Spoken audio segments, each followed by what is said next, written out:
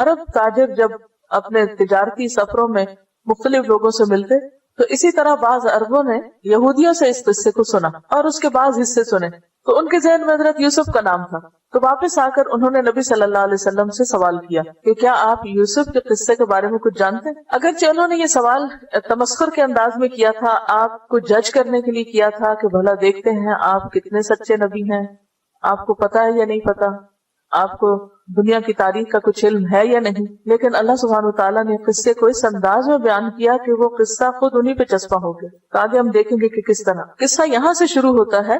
اذ قال یوسف لأبیہ، جب یوسف علیہ السلام نے اپنے والد سے کہا، یعقوب علیہ السلام، یا ابتی، اے میرے ابا جان، ابتی پیار سے کہنے کا لفظ، یا ابتی، ویسے تو ہوتا ہے نا یا ابی، تو یا کی بجائے تا اضافت کے لیے یا کو ہٹا دیا گیا، لاڈ سے کہہ رہے ہیں۔ انی رأیت 11 کوکبا، بے شک میں نے 11 ستارے دیکھے، احد ایک، عشر 10، کوکب ستارے، میں نے 11 ستارے دیکھے، والشمس اور سورج، والقمر اور چاند، رأیتہم میں نے دیکھا ہے ان کو، لی ساجدین کہ وہ میرے لیے سجدہ کر رہے ہیں، میرے آگے جھکے ہوئے ہیں۔ تو یوسف علیہ السلام حضرت یعقوب کے بیٹے تھے، ان کا زمانہ 19ویں صدی قبل مسیح کا ہے، یعنی عیسیٰ علیہ السلام سے تقریباً 1800 سال پہلے آئے۔ آپ اور آپ کے والدین جب یہ قصہ شروع ہوا اس وقت فلسطین میں رہتے تھے، موجودہ فلسطین میں، کنعان کے علاقے میں۔ ان کے ایک اور بھائی تھے بنیامین، یہ دونوں بھائی ایک ماں سے تھے، جبکہ باقی بھائی دوسری ماں سے تھے۔ کل 12 بھائی تھے، یوسف، بنیامین اور باقی 10۔ تو اذ قال یوسف لأبیہ، جب یوسف نے اپنے باپ سے کہا، یا ابتی، اے ابا جان، انی رأیت 11 کوکبا، کہ میں نے 11 ستارے دیکھے ہیں، والشمس والقمر رأیتہم لی ساجدین، اور سورج اور چاند میرے لیے سجدہ کر رہے ہیں، اور سورج اور چاند سے مراد باپ اور ماں ہے، اور 11 ستاروں سے مراد 11 بھائی ہیں ان کے۔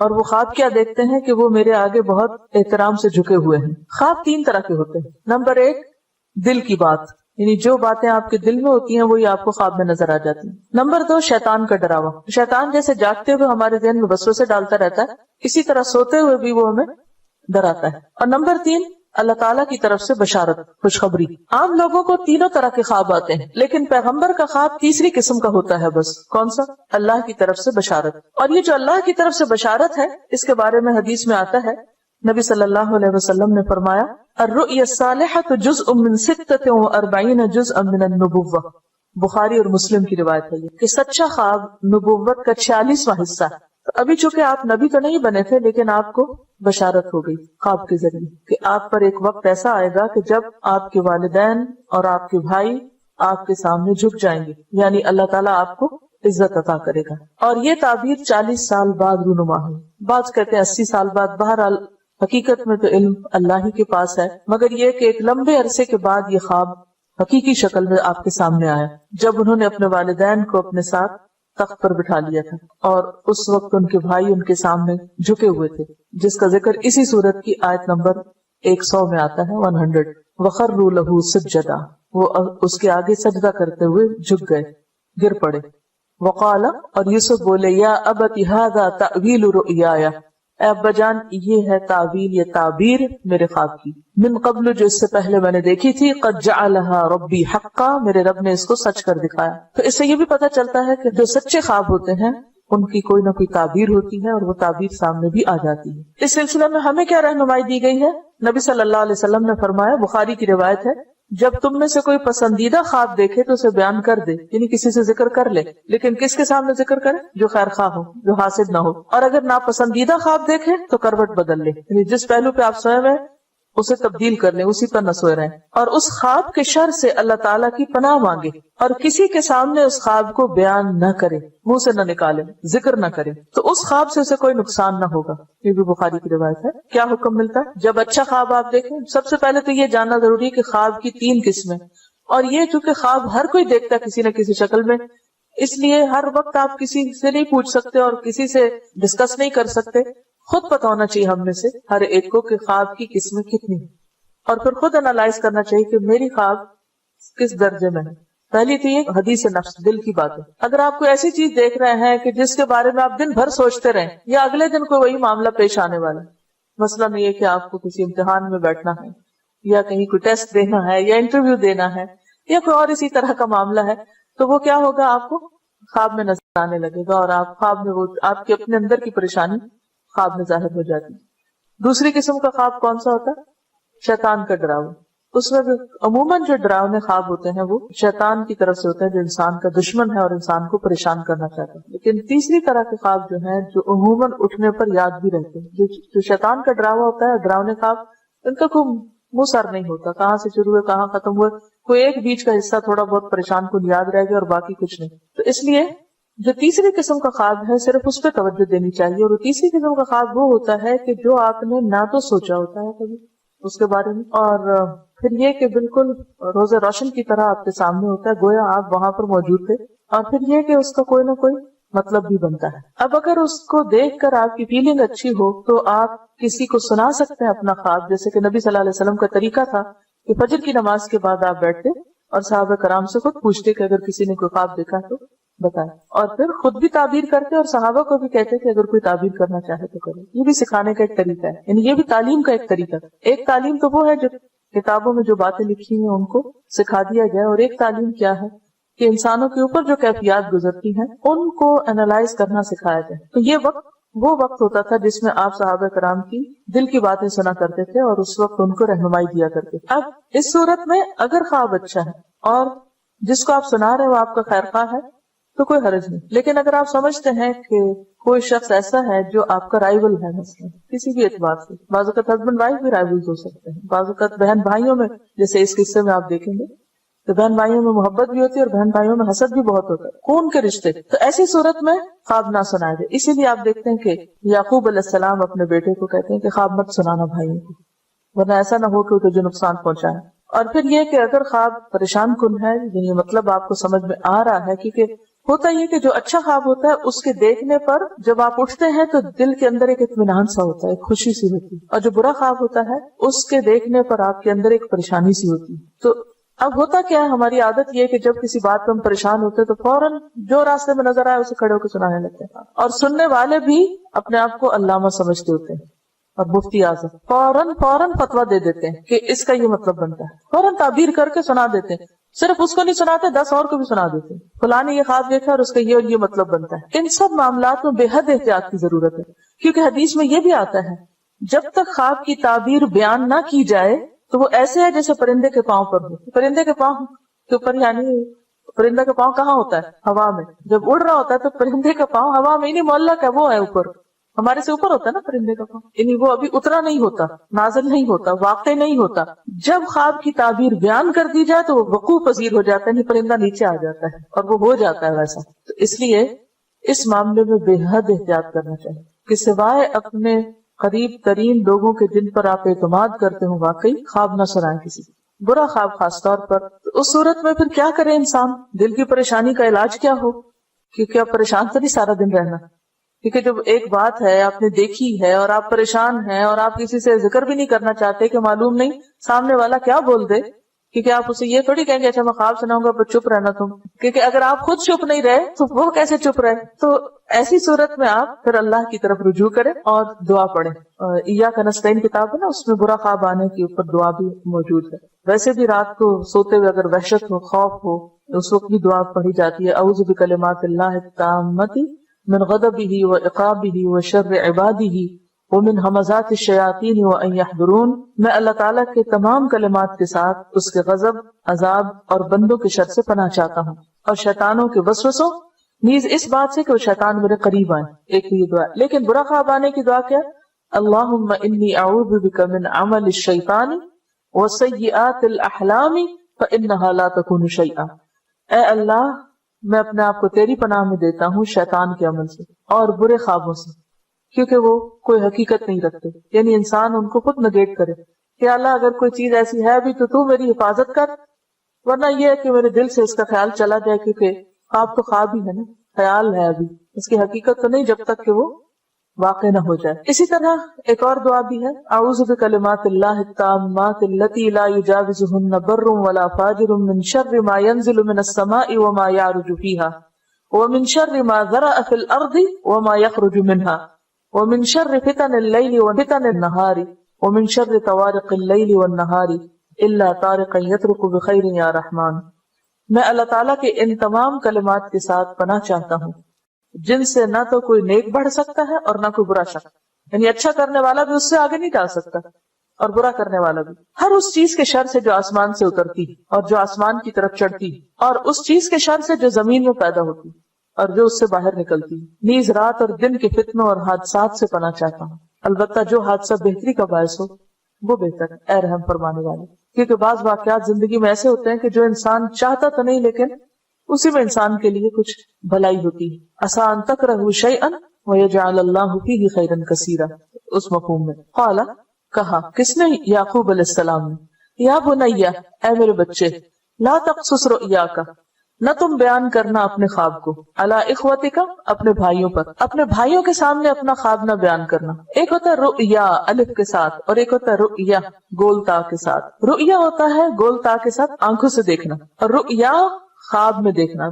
خواب بھی دیکھا ہی جاتا ہے، دونوں رآ سے ہیں. لا تقصص رؤیاک، اے میرے بچے اپنا خواب بیان نہ کرنا، علی اخوتک، اپنے بھائیوں پر، اس کا ذکر نہ کرنا. فیکیدوا لک کیدا، تو وہ تیرے خلاف کوئی چال چلیں گے نقصان پہنچانے کے لیے، کیونکہ وہ ان سے حسد رکھتے. اور والدین کو یہ بات سمجھ میں آ جاتی ہے جب ایک بچے کے ساتھ دوسرے بچے زیادتی کر رہے ہوتے ہیں. تو اسی علم کی بنا پر یعقوب علیہ السلام نے یوسف کو نصیحت کی. ان الشیطان للانسان عدو مبین، بے شک شیطان انسان کا کھلا دشمن ہے. انسان سے مراد آدم اور حوا اور ان کی اولاد ہے، کیونکہ شیطان نے آدم اور حوا کے ساتھ دشمنی کی تھی تو ان کی اولاد کے ساتھ بھی دشمنی کرتا ہے. وہ تمہارا دشمن ہے، اس لیے اس کی دشمنی سے بچ کے رہنا. یعنی ٹھیک ہے وہ تمہارے بھائی ہیں، تمہارے ساتھ اچھے نہیں، لیکن اصل بات یہ کہ ان کے پیچھے بھی شیطان لگا ہوا ہے. اس سے یہ بات بھی پتہ چلتی ہے کہ جو حاسد ہوتا ہے خاص طور پر اس سے احتیاط برتنی چاہیے. جب یہ پتہ چل جائے کہ کوئی شخص آپ کے ساتھ جیلس ہے، چاہے آپ کی جاب پر یا آپ کے گھر میں یا کہیں پر بھی، تو پھر انسان اس کے ساتھ بات کرتے ہوئے، معاملہ کرتے ہوئے محتاط رہے. اور اس میں ایک تعلیم یہ دی گئی ہے، صحیح الجامع کی ایک حدیث ہے کہ نبی صلی اللہ علیہ وسلم نے فرمایا، استعینوا علی انجاح حوائجکم بالکتمان، اپنی حاجات کی تکمیل میں خاموشی سے کام لو، یعنی چھپا کے کام کرو. کچھ منصوبے اگر بناؤ تو ان کو وقت سے پہلے اعلان نہ کرو. فإن كل ذی نعمت محسود، کیونکہ ہر صاحب نعمت حسد کیا جاتا ہے. جس شخص کو بھی کوئی نعمت ملتی ہے تو اس سے حسد ضرور ہوتا ہے. بعض لوگ اپنا حسد ظاہر کر دیتے ہیں اور بعض ظاہر نہیں کرتے. بعض لوگ آپ کے دوست بنے رہتے ہیں حالانکہ وہ آپ کے حاسد ہوتے ہیں، ان کی دشمنی نظر نہیں آتی، لیکن شیطان چونکہ دشمن ہے اس لیے کچھ نہ کچھ ان کے ذریعے نقصان پہنچاتا رہتا ہے. اور خصوصاً تعلقات کے بگاڑ میں، ہاں وہ تعلق شوہر اور بیوی کا ہو تو شیطان کا کام کیا ہوتا ہے کہ ان کے درمیان پھوٹ ڈلوائے رکھے، کوئی نہ کوئی ایسی بات روز چھیڑ دے کہ جس کی وجہ سے دونوں کے تعلقات خراب رہیں. اسی طرح جو بھی پیار کے رشتے ہوتے ہیں، ہاں وہ بہن بھائیوں کے ہوں یا دوستوں کے ہوں، ان سب رشتوں میں وہ دشمن جدائی ڈالنا چاہتا ہے. کیونکہ اچھی اولاد، اچھے والدین، اچھا شوہر یا بیوی یا اچھے دوست، یہ سب کیا ہے؟ دراصل اللہ کی نعمت ہے بہت بڑی. اور جس کو بھی کوئی بڑی نعمت ملتی ہے اس کا امتحان اتنا ہی سخت ہوتا ہے. بعض اوقات انسان اس کی ناقدری کرواتا ہے، ناشکری کرواتا ہے، اور بعض اوقات کوئی نہ کوئی ایسا فتنہ ڈالے رکھتا ہے کہ جس کی وجہ سے ان رشتوں کی باہمی محبت ختم ہو جاتی یا کم ہو جاتی. اور یہ سب دراصل شیطان کا شر ہوتا ہے. یہ وجہ ہے کہ اگر آپ غور و فکر کریں، جتنے بھی آپ کے آس پاس کے تعلقات ہیں ان سب تعلقات کی خرابی کے پیچھے شیطان کا شر ہوتا ہے اور لوگوں کا حسد ہوتا ہے. قال یا بنی لا تقصص رؤیاک علی اخوتک فیکیدوا لک کیدا ان الشیطان للانسان عدو مبین. پھر وہ خود اس کی تعبیر کرتے ہیں. یوسف علیہ السلام کی خواب کی تعبیر کون کرتے ہیں؟ ان کے والد. وَكَذَلِكَ يَجْتَبِيكَ رَبُّكَ، اس خواب سے یہ پتہ چلتا ہے کہ تیرا رب تجھے چن لے گا، یعنی نبوت سے سرفراز کرے گا. وَيُعَلِّمُكَ مِن تَأْوِيلِ الْأَحَادِيثِ، اور تمہیں باتوں کی تعویل کا علم دے گا. تعویل کا لفظ جو ہے یہ اول سے ہے، حمزہ واو لام، اول کا لفظ بھی اسی سے. کسی چیز کا اصل کی طرف رجوع کرنا، اصل حقیقت. تعویل کس کو کہتے ہیں؟ اس کی اصل حقیقت، ٹھیک ٹھیک جو مقصود ہوتا ہے، یہ اصلی غایت، مقصد کیا اس بات کا، مراد اس سے کیا ہے. اور احادیث کا لفظ جو ہے یہ حدیث کی جمع ہے. حدیث کہتے ہیں بات کو، کہانی کو، ہر وہ کلام جو انسان تک پہنچ سکے، ہاں وہ سننے کے ذریعے یا پھر ذریعہ وحی یا خواب یا بیداری کی حالت میں، سب چیزیں احادیث ہوتی ہیں. ہر وہ کلام، کیونکہ حدیث کا معنی آپ کو سمجھنا ضروری ہے. حدیث سے مراد صرف حدیث رسول صلی اللہ علیہ وسلم ہی نہیں ہوتا، قرآن کے لیے بھی لفظ حدیث آتا ہے. اللہ نزل احسن الحدیث، اللہ نے سب سے بہترین بات اتاری ہے. تو حدیث سے مراد کیا ہے؟ بات، کلام. ہر وہ کلام جو انسان تک پہنچے، خواہ وہ سننے کے ذریعے، خواہ وہ وحی کے ذریعے، خواہ وہ خواب کے ذریعے، کوئی بھی ذریعہ ایسا ہو کہ جس سے ایک بات انسان کے پاس آئے، کو واقعہ، کو خبر. تو تعویل یہ ہے کہ انسان اس بات کو سن کر اس کا اصل مقصد سمجھ جائے. اب دیکھیں کہ لوگ مثلاً آپ سے کوئی آ کے ملتا ہے، آپ کو کوئی بات سناتا ہے، کسی کی کوئی بات کرتا ہے، کوئی قصہ سناتا ہے، کوئی آپ کو فون کرتا ہے، کال کرتا ہے، کوئی بات آپ سے کرتا ہے، کوئی شخص کسی اور کا قصہ آپ کو سناتا ہے یا کچھ آپ پڑھتے ہیں. اب اس میں کیا ہوتا ہے، کبھی تو آپ بات سنانے والے کا مطلوب اور مقصود جان لیتے ہیں، اور کبھی آپ کو نہیں سمجھ آتی کہ اس نے بات کیوں کہی، اپنی کم علمی کی وجہ. لیکن کچھ لوگ دوسروں کے مقابلے میں اس میں بہت اچھے ہوتے ہیں. مثلاً ایک مجلس کے اندر ایک بات کہی جاتی ہے، لیکن ہر شخص اس کو کس طرح لیتا ہے؟ اپنی عقل سمجھ کے مطابق. کچھ لوگوں کی عقل گہری ہوتی ہے، سمجھ یعنی تھورو ہوتے ہیں، وہ بات کی تہہ تک پہنچ جاتے ہیں کہ کہنے والے نے بات کہی کیوں ہے، کس مقصد سے کہی، اور یہاں اس بات کے کہنے کا کیا مطلب، اور اس وقت اس کو کہنے سے کیا مراد اور مطلوب ہے، اور اس انداز میں کیوں کہا گیا. جبکہ دوسروں کو کچھ سمجھ نہیں آتی کہ وہ سمجھتے بس چند الفاظ سے جو دہرائے گئے اور بات ختم. اور اس میں صحابہ کرام کے بیچ بہت سارے واقعات ہیں. مثلاً مختلف خوابوں یا آیات کے نزول کی وجہ سے حضرت ابوبکر کو پتہ چل گیا کہ آپ صلی اللہ علیہ وسلم کا آپ کی وفات قریب ہے، لیکن دوسرے صحابہ کو نہیں سمجھ آئی. جب یہ سورت نازل ہوئی تھی اذا جاء نصر اللہ والفتح، حضرت ابوبکر رونے لگے، حالانکہ اس میں کیا تھا، فتح کی خوشخبری.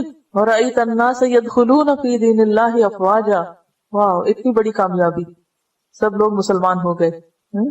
لیکن حضرت ابوبکر رونے لگے کہ مشن مکمل ہو گیا، جدائی کا وقت آ گیا. تو یہ کیا ہے؟ تعویل الاحادیث. یہ خاص اللہ ہی سمجھ دیتا ہے، یہ حکمت کی باتیں ہوتی ہیں. یؤتی الحکمت من یشاء، حکمت عطا کرتا ہے جس کو چاہتا ہے. ومن یؤت الحکمت فقد اوتی خیرا کثیرا، اور جس کو حکمت اور دانائی مل جائے اس کو بہت بڑی خیر مل جاتی. اور بعض اوقات آپ نے دیکھا ہوگا کہ جن لوگوں کو ایسی سمجھ ملی ہوتی ہے، اگر اس کو ڈائریکشن نہ ملے تو ان کی زندگی میزریبل بھی ہو جاتی ہے، کیونکہ وہ اوپر کی سطح سے نیچے چیزوں کو دیکھ رہے ہوتے ہیں، ظاہر سے باطن کی طرف جا رہے. تو غیب کا علم نہیں ہوتا، اسے مکس نہ کیجیے. مثلا حضرت ابو ہریرہ رضی اللہ تعالیٰ عنہ ایک دفعہ بہت شدید ان کو بھوک لگی، تو وہ کھڑے ہو گئے کہیں اور انہوں نے حضرت ابوبکر سے کچھ پوچھا، حضرت عمر سے کچھ پوچھا، لیکن کسی نے ان کی بات نہ سمجھی. تو اتنے میں حضور صلی اللہ علیہ وسلم گزرے، ان سے بھی انہوں نے وہی بات پوچھی، وہ کوئی مسئلہ پوچھ رہے تھے، تو ان کو فوراً سمجھ آ گئی. تو ان کہا کہ تمہیں بھوک لگی، آؤ میرے ساتھ. اب یہ دوسروں کو کیوں نہیں سمجھ آتی؟ جو کچھ لوگوں کو سمجھ آ جاتی ہے کہ دوسرا کیا چاہ رہا ہے. انٹرسٹ کی بات بھی ہوتی ہے، کچھ لوگوں کو لوگوں میں انٹرسٹ زیادہ ہوتا ہے، کچھ کو نہیں ہوتا. کچھ لوگ انسانوں کے زیادہ خیر خواہ ہوتے ہیں، تو ان کی اس خوبی کی وجہ سے ان کو اور زیادہ حکمت عطا کر دیتا ہے. تو جس کے اندر اخلاص ہوتا ہے، سنسیئرٹی ہوتی ہے، تڑپ ہوتی ہے لوگوں کے لیے، کچھ کرنے کا جذبہ ہوتا ہے، تو اللہ تعالیٰ ان کو یہ دولت عطا کر دیتے ہیں. ان کے 11 بھائیوں کے پاس وہ نہیں تھا جو یوسف علیہ السلام کے اندر تھا، حالانکہ ایک باپ کی اولاد تھے وہ سب. تو یہ اللہ کی دین ہے، جسے چاہے دے. یہاں پر یہی کہا گیا وَيُعَلِّمُكَ مِن تَأْوِيلِ الْأَحَادِيثِ، یہ صرف خوابوں کی تعبیر کا علم نہیں ہے. حدیث کی وضاحت اسی لیے میں نے کی کہ ہر وہ کلام جو انسان تک پہنچے، ہر وہ بات جو آپ تک پہنچے، وہ احادیث ہوتی ہیں. اور تعویل کیا؟ اس بات کی تہ تک پہنچنا کہ کہنے والے نے کس مقصد سے کہی ہے، کس چیز کی طرف اشارہ ہے. تو جب انسان علم حاصل کرتا ہے، اللہ سے تعلق رکھتا ہے، اس کے اندر اخلاص ہوتی ہے، سنسیئرٹی ہوتی ہے، تو اس کے اندر ایک روشنی آتی ہے. اس روشنی میں وہ بہت کچھ دیکھتا ہے. آپ نے دیکھا ہوگا کہ بعض اوقات آپ کسی شخص سے بات کرتے تو یوں محسوس ہوتا ہے جیسے وہ آپ کی بات سمجھ رہا ہے، اور کچھ لوگوں سے آپ سر پھوڑ بیٹھے، وہ نہیں سمجھتے کہ آپ کیا کہنا چاہ رہے ہیں، وہ اس کو کچھ اور ہی رنگ دیتے جائیں گے، کسی اور ہی طرف لے جاتے جائیں گے. حالانکہ بعضوں کا تو بہت بڑی بڑی ڈگریاں بھی رکھتے ہیں، پھر بھی نہیں سمجھ ہوتی. بس وہ اس اپنے مخصوص فیلڈ میں تو بہت کچھ جانتے ہیں، اس کے علاوہ کچھ نہیں جانتے. تو یہ دراصل اللہ کی دین ہوتی ہے، اللہ کی عطا ہوتی ہے. تو اسی لیے وہ فرماتے ہیں وَيُعَلِّمُكَ مِن تَأْوِيلِ الْأَحَادِيثِ، وہ تجھے سکھائے گا باتوں کی تہ تک پہنچنا. وَيُتِمُّ نِعْمَتَهُ، اور وہ تمام کرے گا اپنی نعمت کو، اور نعمت سے مراد یہاں نبوت ہے. عَلَيْكَ، تجھ پر، وَعَلَىٰ آلِ يَعْقُوبَ، اور آل یعقوب پر، یعقوب علیہ السلام کی اولاد پر بھی. کما اتمہا، جیسے اس نے تمام کیا، علی ابویک، تیرے والدین پر، من قبل، اس سے پہلے، ابراہیم و اسحاق، ابراہیم اور اسحاق پر. یعنی جس طرح اللہ نے ابراہیم اور اسحاق علیہ السلام کو اس نعمت سے نوازا تھا، اسی طرح اللہ تجھے بھی اس نعمت سے نوازے گا. یعنی کون سی نعمت؟ نبوت کی نعمت. ان ربک علیم حکیم، بے شک تیرا رب علم والا ہے، حکمت والا ہے، یعنی خوب علم رکھتا ہے، خوب حکمت والا، خوب جانتا ہے کہ نبوت کا مستحق کون